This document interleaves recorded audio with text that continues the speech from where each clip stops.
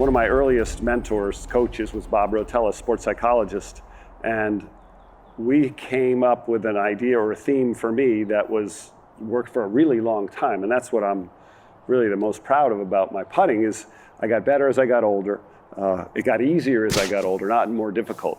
And a concept was that we were going to keep this athletic, instinctive, creative, and playful, right? And fun. And most people go the opposite direction as they learn more, get told what to do more. And a tenet to that was staying in motion, continuous motion all the time. I get nervous when I see someone stand still for a long time over a putt, when they are not continually moving, whether it's feet, hands, head, eyes towards their target. Okay. That bugs me. So you like it to mimic the sort of pitching motion. I remember Ben Crenshaw moving his head when he putted, and not really trying to censor movement and censor motion. Right. If you looked at my statistics throughout my career, I was a good putter when I got on the tour. I wasn't a great putter. Certainly wasn't elite.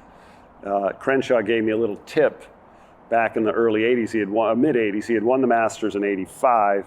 And then I asked a question to him about putting, and he said to me two things that I thought were the opposite of what the world was thinking back then. One of them was when he wasn't putting his best, he tried to make his backstroke longer than his follow through, which was opposite most. Most people were short back, slow, and accelerate and follow through.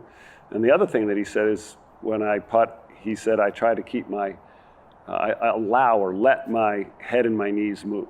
And that was like a weight lifted off my shoulders because, again, I had been told a lot of different things from a lot of different people that you have to stay still, you can't move, you have to keep your head still. And when he said that and I watched him, it kind of freed me up to allow myself not to stay in this vice. I remember having times when I was trying to stay still and it seemed like every putt, I'd keep my eyes down, I'd keep my head as still as I could, and every shot seemed like a pull.